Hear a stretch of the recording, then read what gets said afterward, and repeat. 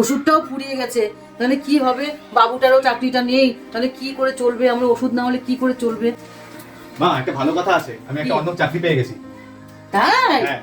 বাহ, তাহলে তো খুবই ভালো। তাহলে আমাকে ওষুধ কিনে দিবি বাবা, আমার ওষুধ ফুরিয়ে গেছে, এখন খুব ভালোভাবে থাকবো, তাহলে খুব মজা হবে বল। ও, আরেকটা কথা ছিল, বলছি তো আমার পোস্টিং তো অন্য জায়গায়, তাই ওখানে একটা ফ্ল্যাট কিনতে হয়েছে। তাই ভাবছি আমি আর কিন্তু চলে যাবো ওখানে। কেন? আর তুমি তো এই বাড়ি ছেড়ে যাবে না, তাই আমি আর ওই ভাবছি ওখানে আলাদা সেপারেট থাকবো। আচ্ছা, আমি রান্নাঘর থেকে তোমাদের কথাগুলো শুনলাম। আমি কি শুনলাম? তুমি নাকি একা ফ্ল্যাটে চলে যাবে মাকে রেখে এখানে। তুমি তো গল্প করতে যে তোমার মা নাকি ছোটবেলা থেকে তোমাকে অনেক কষ্ট করে মানুষ করেছে, আজকে তুমি একটা জব পেয়েছো দেখে তোমার মাকে ছেড়ে দেবে, এই বাড়িতে রেখে তুমি ওখানে ভালোভাবে থাকবে। তুমি চলে যাও, আমি এখানে যাও কষ্ট করে ঠিক মাকে নিয়ে থাকতে পারবো। তুমি তোমার চাকরি নিয়ে জব নিয়ে চলে যাও, আমি যাবো না।